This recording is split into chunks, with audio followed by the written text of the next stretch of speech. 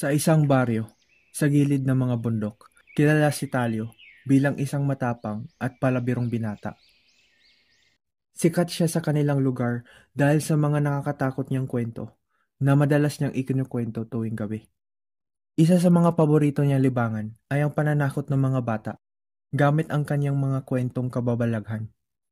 Mga kwentong para sa kanya ay pawang kathang-isip lamang. At doon ay kinagat siya!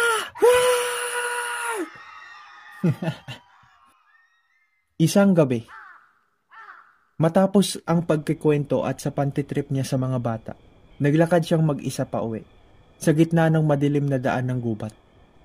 Kabisado ni Talio ang lugar na to, kasi dito siya lagi dumadaan para umuwi. Kaso, habang naglalakad,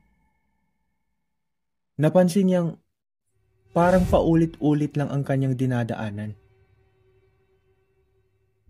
Ang parehong punong may hugis ahas, ang parehong malaking bato, at ang parehong ilaw ng mga alitaptap. Ha? Parang nadaanan ko na to ah. Ba't parang natatagalan ako dito? Na para bang umiikot lang ako? Tinuloy pa rin ni Talio ang paglalakad kasi akala niya guni-guni niya lang ito. Sa pagpapatuloy ni Talio sa paglalakad, unti-unti niyang napapansin na may kumakapal na hamog.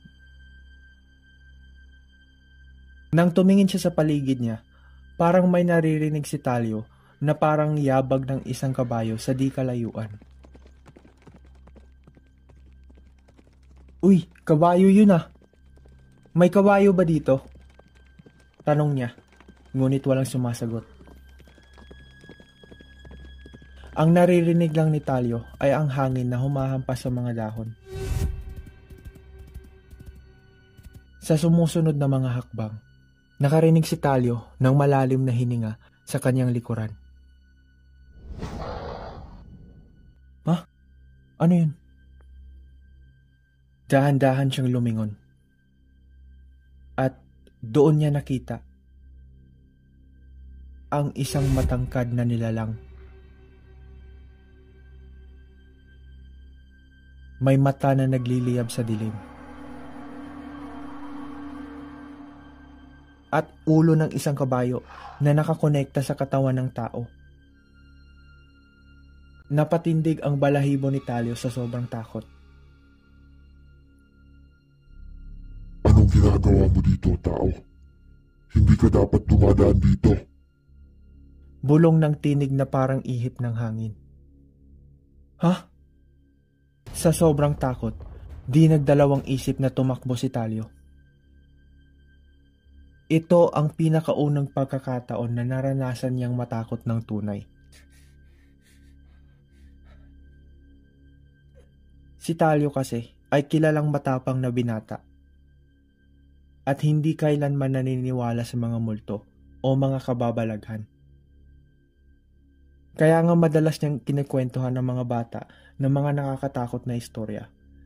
Dahil para sa kanya, lahat ng iyon ay kathang-isip lamang. Kaso nasa isip niya, totoo to. Totoong nilalang to. Ito yung kwento sa akin ni Lolo noon. Isa tong tikbalang. Kailangan kong tumakbo at di tumigil. Kabisado ko tong lugar na to. Makakauwi ako sa amin ng buhay. Sa tuloy na pagtakbo ni Talio, ay napansin niyang parang paulit-ulit lang siya ng kanyang tinatakbuhan. Pagtingin niya sa likod, nandun pa din yung tikbalang na nakatitig sa kanya. At hinay-hinay na lumalapit. Huwag ka lumapit sa akin! Huwag mong subukan! Sa sobrang takot ni Talio, agad niyang naalala ang isa sa mga kwento na sinabi sa kanya ng kanyang lolo at mga kwento niya sa mga bata.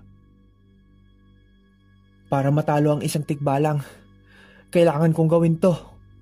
Agad na binaliktad ni Talio ang kanyang damit, tanda ng paggalang sa mga nilalang ng gubat.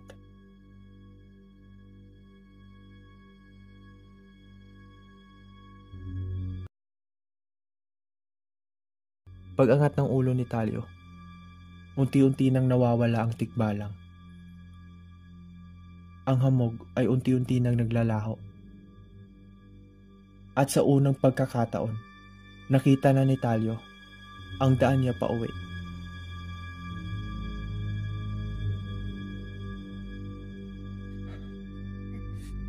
Habang naglalakad na pauwi si Talyo, bigla na lamang siyang nawala ng malay.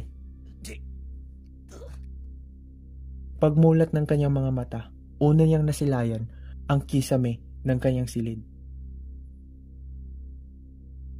Napatingin siya sa paligid at doon niya napagtantong na nasa kwarto lang pala siya. Ngunit hindi siya sigurado kung nangyari ba yun o panaginip lamang.